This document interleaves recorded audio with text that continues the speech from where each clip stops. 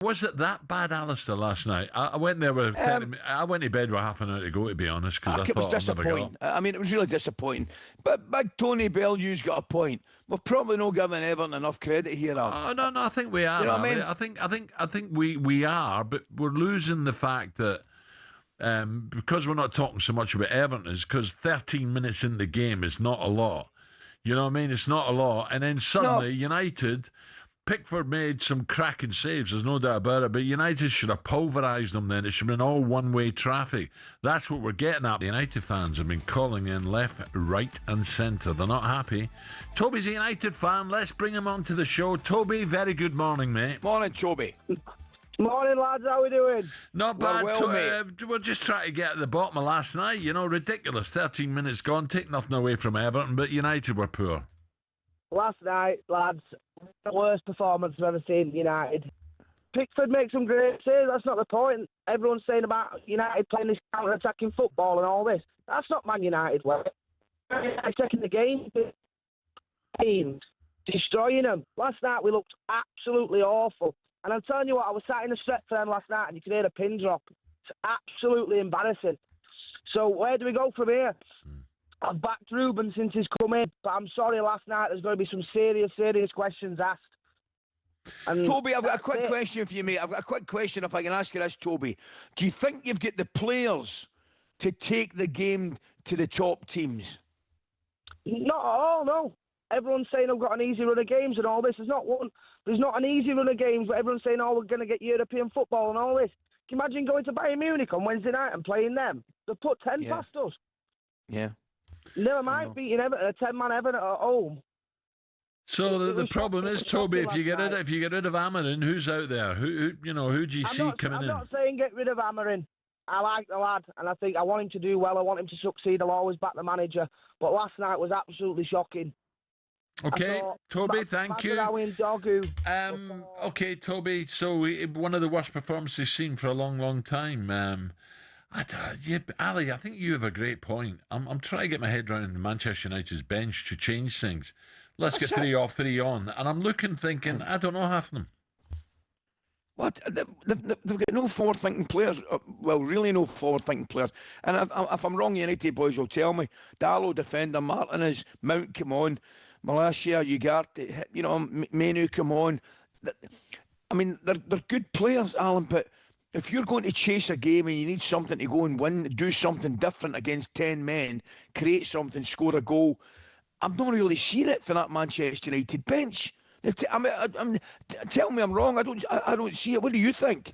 We've already spoke yesterday. You and I spoke yesterday about the benches. Yeah. The benches at the Etihad and the Emirates, for example. Yeah. Dear me. No, I agree. No, Ali, you're right. And you think the money that United have spent, you think, well, who spent all this? It's crazy. Away from the slab, let's hear from Manchester United fans. You're raging, by the way. And it just when it looked things might be turning a wee bit as well. You've been calling in all morning and are not happy. 03717 223344. Steve's a United fan. Steve, we'll take a quick call before the break. Steve, good morning. Morning, Steve. Morning. You all right, lads? Yes. Well, brilliant, mate. Yeah, you could see it going back to normal and all that. He had a couple of good games where they had 3 wins. Now, he's got to go. He's clueless. It should have been, as soon as he got off last night, he should have changed it. Yeah. No, he's too pig-headed. As I said to the lady earlier, I'd rather have Gareth Southgate than him, at least, because at least Southgate would change things. But he's just... The team he's picking as well, that's exactly up front. My mate called him Luke, and he called him a basketball player. Because that's all he is. Tall and clumsy. But yeah, I don't know about you, what you think, lads, and all that. Well, Steve, just a quick one from me, and Ali touched on it earlier. You know, when you look about... When he says, right, this is not working, I've got to change it, you look at the bench. With the greatest respect to the bench, they're all professional footballers, but it's not like an Arsenal bench or a City bench, is it? No, nowhere near now. Nowhere near. It didn't help having two of the lads out we bought in the summer out injured and that, but that didn't help in that like that. But it must have been somebody better on the bench than to play Xerxes in front and all that. And the other two out wide, you know what I mean? Yeah. Ali, what would you have done, Ali? You've managed, Ali. How would you have changed it? I'd have gone attack me.